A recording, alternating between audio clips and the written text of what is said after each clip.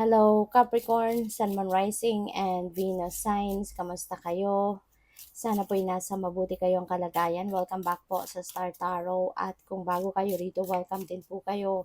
Please subscribe, like, share my videos, and leave me a comment kung nakaresonate kayo.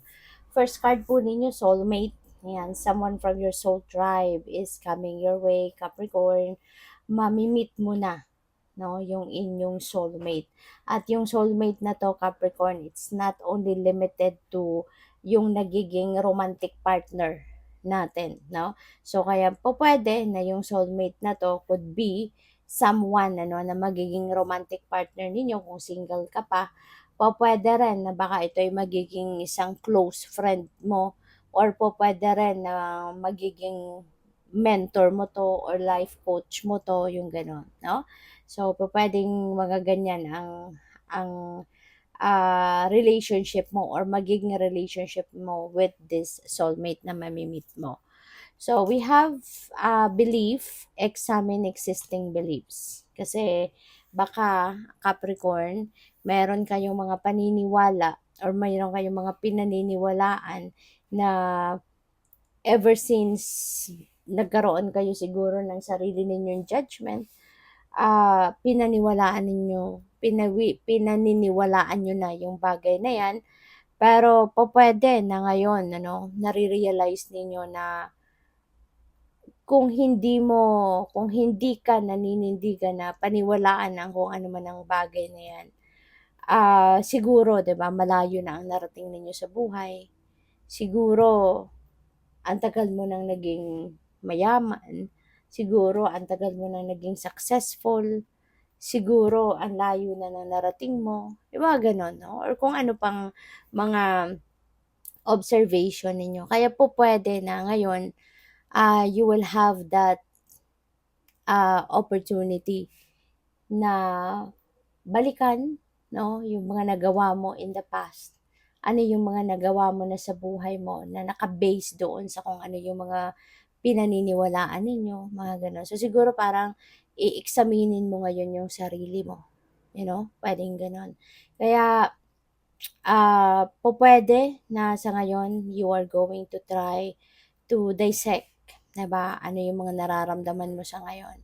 Ano yung mga posibilidad 'no, na kung baguhin mo ang mga beliefs mo, mga existing beliefs mo, ano yung puwede mong marating, anong puwede mong magawa.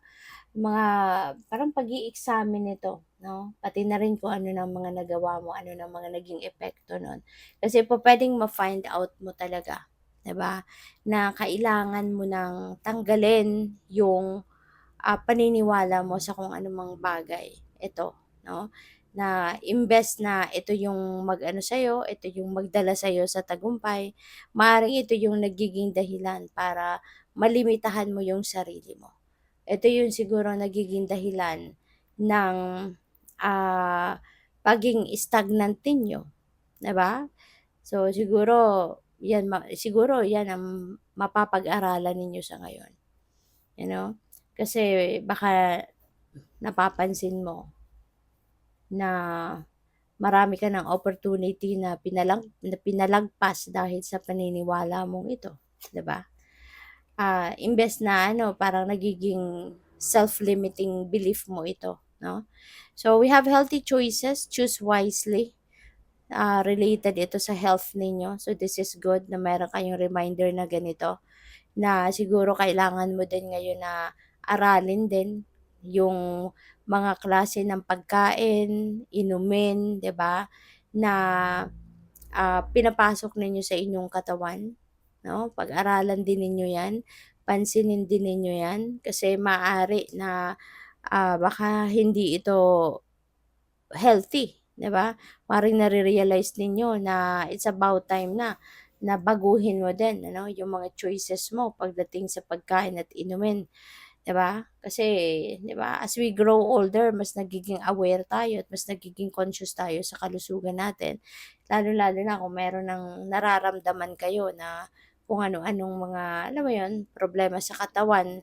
Tsaka tsaka tayo nagiging more conscious, 'di ba, sa mga ginagawa natin. sa mga kinakain natin, iniinom natin, yung gano'n. So, yan, choose wisely. Okay?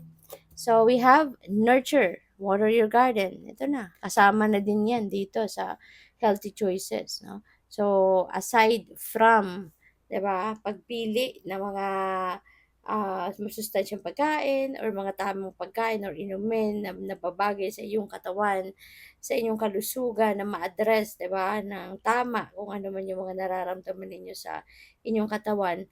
Ayan, so aside from doing that, 'di ba, nurture, no? It's about time for you to nurture yourself as well. 'Di ba? Ito panahon nito ng pag-aalaga ng inyong kalusugan, ng inyong katawan, okay?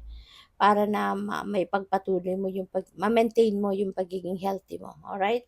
So we have slow and steady. Ayan, patience is key. Kasi sa pag nagmamadali tayo, mas lalo tayong nagkakaroon ng pagkakamali. Pag nagmamadali tayo, mas lalong nabubulilyaso, mas lalong nagiging minsan mas lalong nagkakamali tayo, 'di ba? Sa kung masyado tayong nagmamadali. So, okay na 'yon na kahit mabagal, kahit slow ka, pero steady, makakasiguro ka pa rin ano, na yung mapupuntahan mo dito, sigurado, may kasiguraduhan, 'no? At, bawat step na gagawin mo, makakasiguro ka na na safe 'yan at sigurado ka kasi siguro naman bago ka nagsimula ng mga steps na gagawin mo, eh, pinag-aralan mo muna 'yan, 'di ba? Sinigurado mo at pinagplanuhan. So, what else? We have leisure and remain lighthearted kasi deserve mo din naman 'yan, Capricorn, lalong-lalo na napakasipag mo, napakatiyaga mo, 'di ba, sa pagtatrabaho. Kaya, deserve mo din ano, na mag-spend time ka, 'no, for those, leisure, okay? So, what else? Tignan natin kung ano pa ang mga ganap. And by the way, maraming salamat muna for subscribing. And if you haven't subscribed yet, subscribe na kayo. And also, maraming salamat din for not skipping the ads. Malaking bagay yan sa akin. And also, please click the join button sa baba ng video kung gusto ninyo na mag-join sa membership. Salamat. So, may regalo. Okay? O pwedeng ikaw yung makakatanggap na regalo dito. Maybe someone is giving you a gift. Or po pwede rin na ikaw yung magbibigay ng regalo. Pupuwedeng gano'n. So, kung kunyari ikaw yung makakatanggap ng regalo, this could be something, this could be material things, this could be money, this could be something na mahalaga sa'yo, yung gano'n. Or puwedeng tangible or non-tangible, okay? Pupuwedeng, yun nga, material na bagay, pera, ganyan. Pupuwede rin naman na promotion na 'yan, pupuwede rin naman na na pay raise 'yan, pupuwede rin naman na opportunity 'yan, oo. So, depende 'yan sa inyong sitwasyon.